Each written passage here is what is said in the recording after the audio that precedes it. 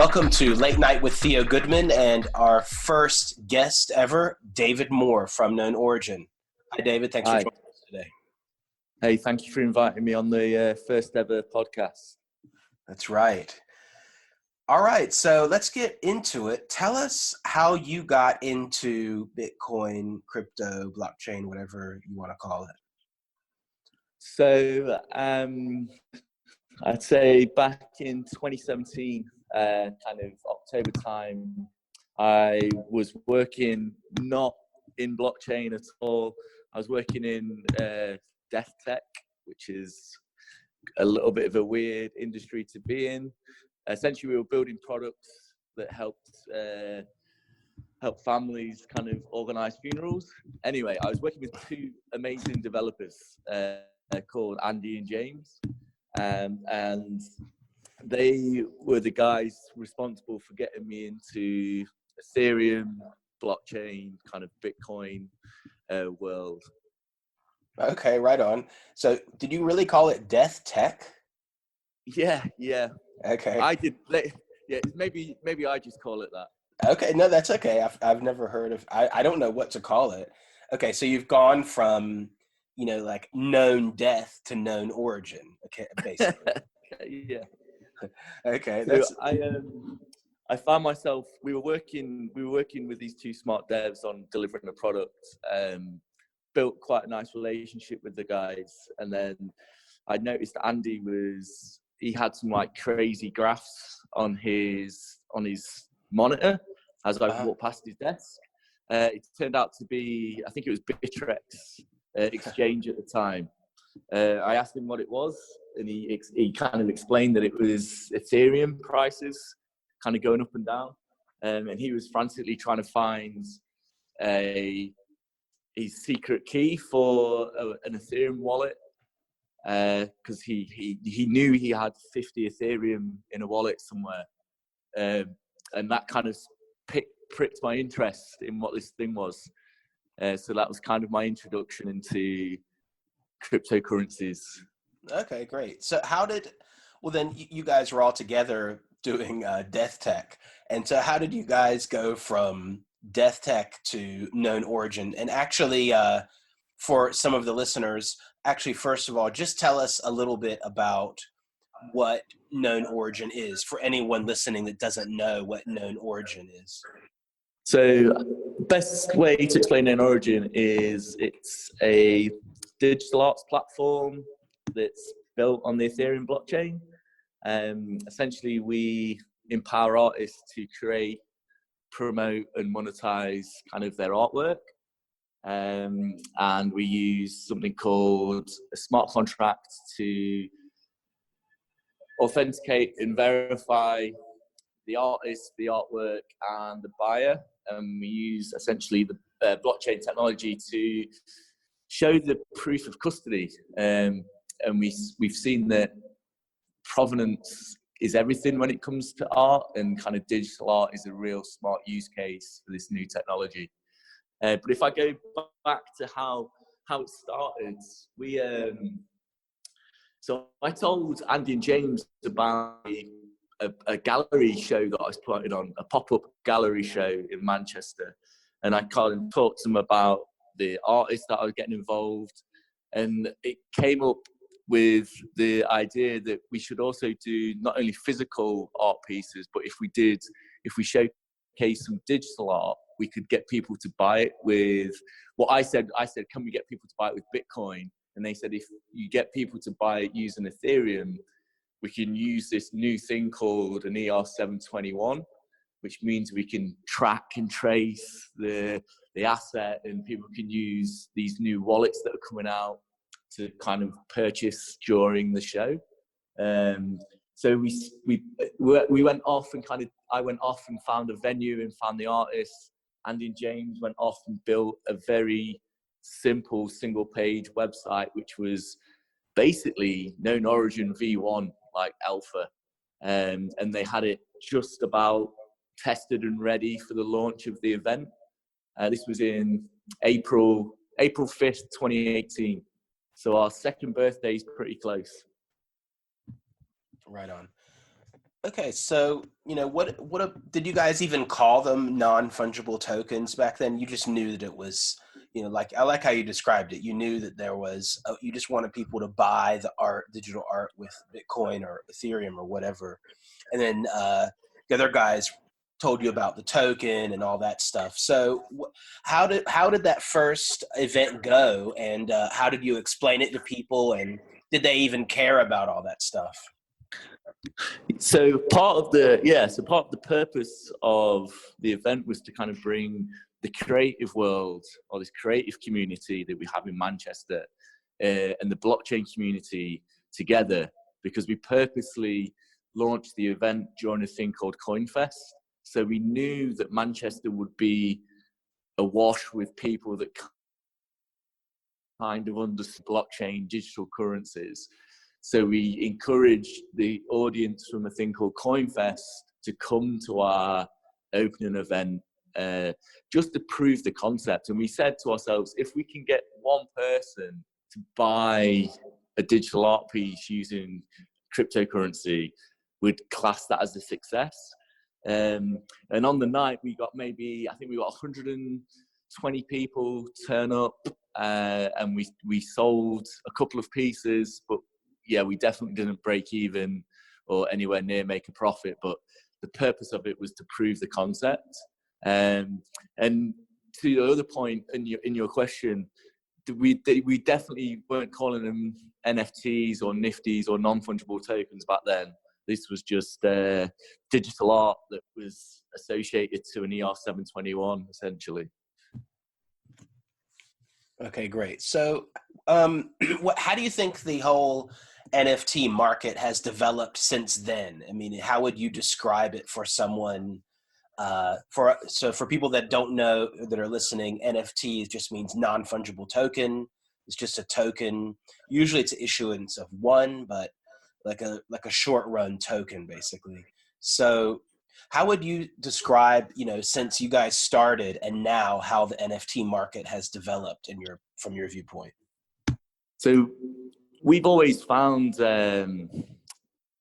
bringing new artists into the scene, explaining kind of the value of a digital asset really tricky.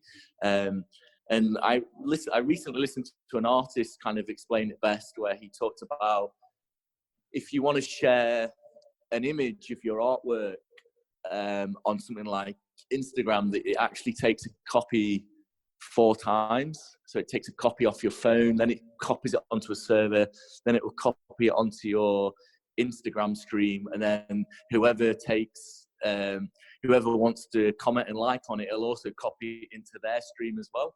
The difference with a non-fungible token is if you see something on known origin and you love it and you want to own it, it will literally lift it from known origin contract and drop it into your wallet. So it's a literal one-for-one version. There is no copy of it, and that's where the kind of true ownership comes into play. Okay. Well, that's the whole thing about digital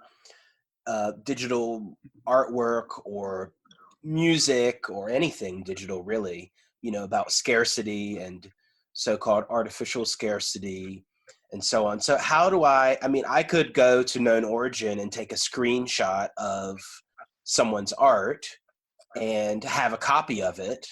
And what if I don't care about the token? So what's the main difference between owning the token and not owning the token, in your opinion? I think one of the metaphors that kind of flies around is I have a great I have a great image, a picture of people looking at the Mona Lisa, but they're actually looking at it through their phones and taking photos of the Mona Lisa. So it's, in my mind, it's the same. Like millions of people a year go and look at the Mona Lisa and they take photos using their iPhone of this iconic piece. But only one consortium owns the Mona Lisa. And it's the same with digital art. Anyone can come and right click on the images on known origin, but only one person or only the artist or the person that buys one of the editions owns one of the verified pieces. Okay. So what process do you guys go through to verify? So let's say, I'm Theo Goodman and, I've got some really cool, new MS Paint artwork that I want to, release on known origin. What are the Yeah. steps? How do I do it? Do I have to apply? Is it a free for all? How do you guys do it? And have you changed over time, your process? So we've kind of always been an invite only platform because we're in like a beta phase, and we have a simple application form that artists fill in, and we capture some quite basic information, artist name, an example of your artwork, your Twitter handle, your email, your theme address, obviously, small bio. It's enough information for us to then go away and do a bit of due diligence around who this person is, sense check that the Twitter handle matches up. We tend to strike up a conversation on Twitter through direct message just to verify that we're definitely talking to the right account. We also ping out an email letting them know that they've been accepted, and we have a dialogue over email before we give them the access to their artist page. We also, with the example of artwork that they supply, we go and do like an image check through Google search images just to see that it's not just a straight up lift and shift from someone else's artwork. There's better ways to do it, but I think having some sort of image check on the submission, this is only on the original submission on the application form, just gives us some confidence that we're dealing with the right people. I know other platforms have introduced video, so they do like a 10-second video clip the artist has to submit, which is quite interesting. All right, so there's a lot of human interaction. There's no automatic, it requires a lot of work on your side. And it sounds like there's a decent amount of friction for an artist that wants to join. But I would like just in general, let's say that I'm an artist and I've heard about all this blockchain stuff, and I want to get involved in NFTs and maybe known origin. What advice would you give to a new artist? Great question. I think first thing is kind of do a bit of research.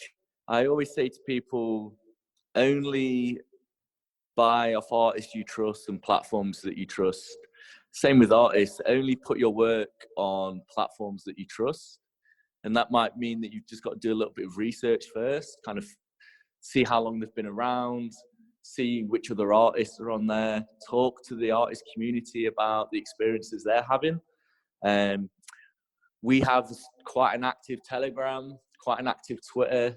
We believe that community is everything at Known Origin. And if we create a community that people really want to join, then we're going in the right direction. And I think that's, if you've got a strong community around the product, that's what's going to make the product succeed. Okay. So I've seen on OpenSea, there's a known origin tag. Is everything that's approved by, your curation at known origin or artists that accepted, is it automatically on sale on known origin and OpenSea at the same time? Or are those secondary market pieces that people bought from known origin and are reselling them on OpenSea? That's the secondary marketplace is OpenSea. And it looks like the original purchase was on Known Origin. Okay, great. So if anyone, also new people, OpenSea is just a secondary market for NFTs. It's kind of like, you can imagine that it's kind of like the shitcoin exchange for NFTs, basically. It has like all kinds of NFTs. Okay, so also a question, does Known Origin have an affiliate program of some kind? So if I refer people, let's say I'm not an artist, maybe I'm a collector, but maybe I'm good at connecting people and I'm good at spotting good artwork. Is there some kind of commission program that you have? We've not considered that, but that's a pretty cool idea. We've considered reputational kind of models where other artists have 5 invites and they can invite people that they would recommend.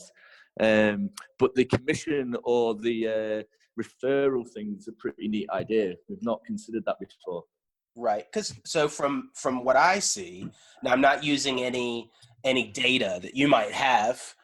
Just from my point of view, we have a lot of creators in the whole NFT scene, and not a lot of buyers. We have some collectors and buyers, but we have a lot of creators.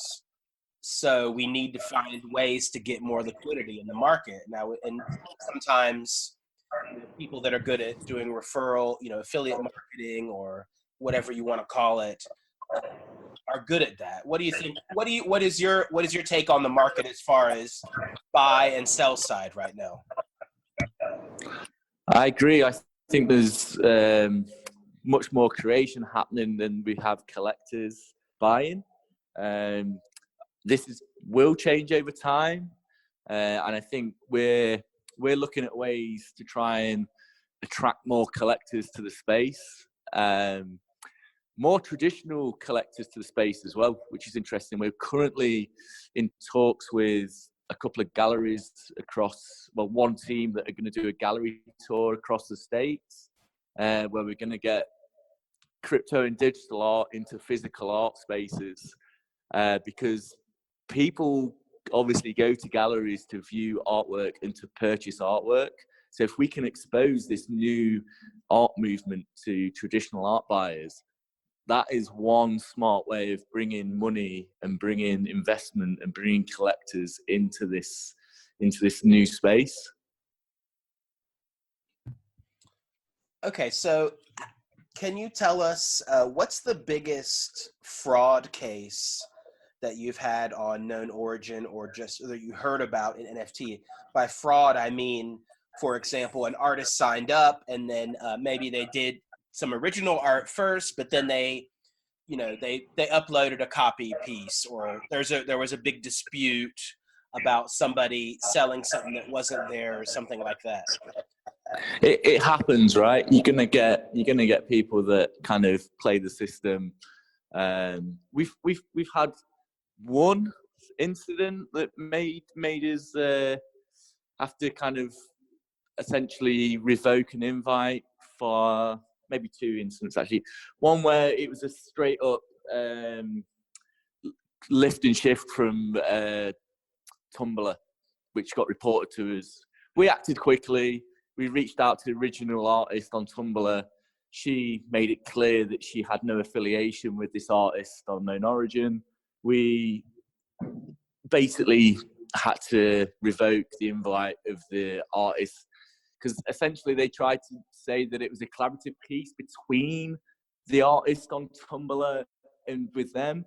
And as soon as we got clarification off the original artist that they had no affiliation, we disabled their account immediately, but then we had to let them know that we were revoking their invite, which we don't want to have to do that. But if you're going to fragrantly copy, literally lift and shift someone else's artwork and try and sell it in the NFT market space, known origin just isn't the place to do that, you know?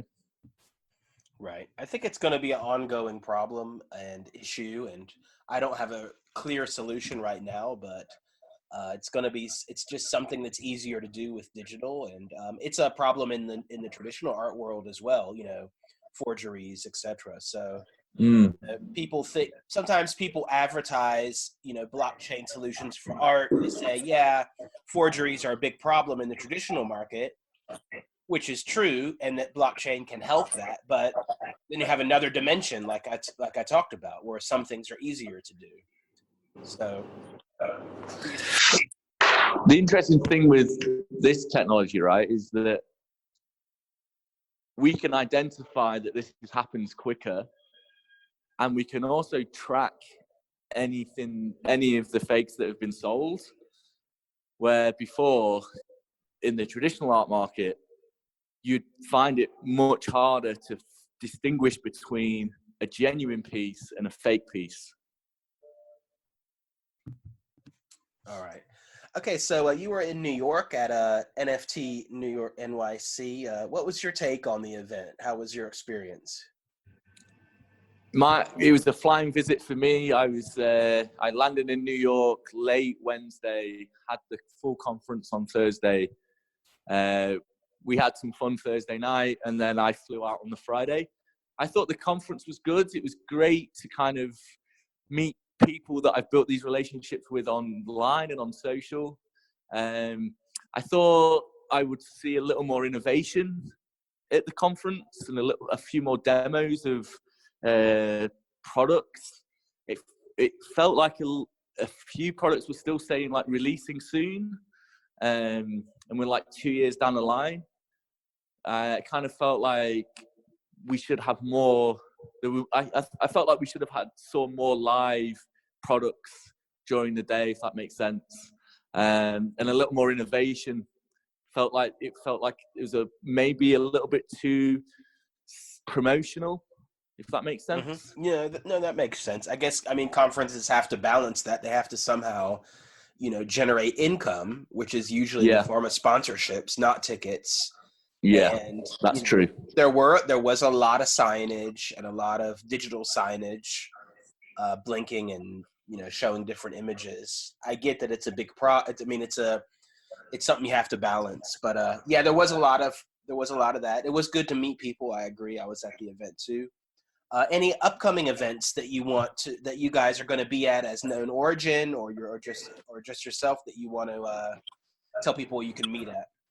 So feel free to go, and we've got East London coming up on Thursday. Andy and James are going to be doing. They're in the hackathon, so they've got some pretty cool things they're going to be working on. I think they're keen to meet with people, so go say hi to Andy and James. They'll be wearing Known Origin swag. I think they'll have Known Origin t-shirts on, so you'll be able to spot them.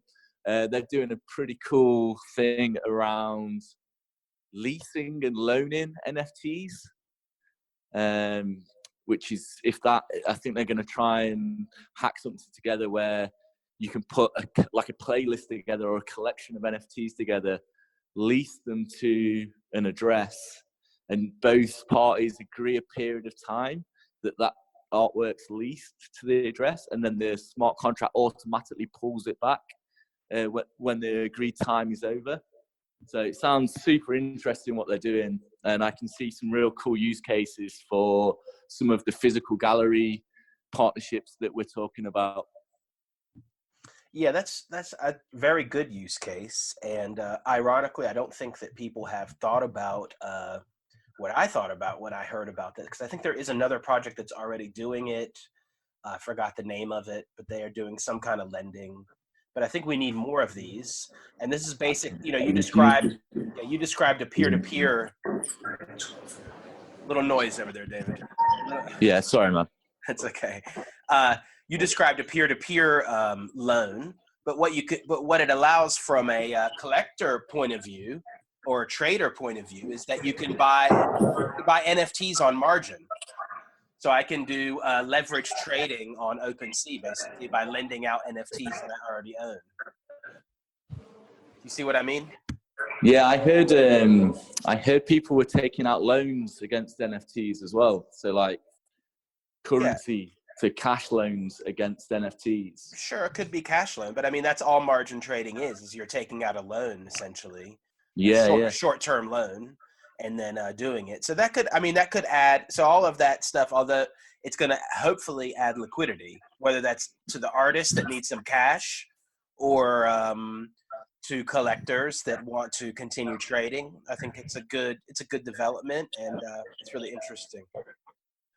Okay, so how can we find you if I'm an artist or I'm a collector, or if I want to reach out? How can I get in touch? So head over to www.knownorigin.io. We have latest artwork on there, and we have a way for artists to join and request the application form. We're I think we've got 250 plus artists on Known Origin right now. I think we're getting close to our 10,000th sale. So things are going well. We're actually attracting quite a lot of VR artists, which we're really excited by. So expect to see some more VR pieces coming soon. All right, VR coming to Known Origin. All right, thanks a lot, David, and thanks everyone for listening to the first episode of Late Night with Theo Goodman. Talk to you soon. Thanks, man.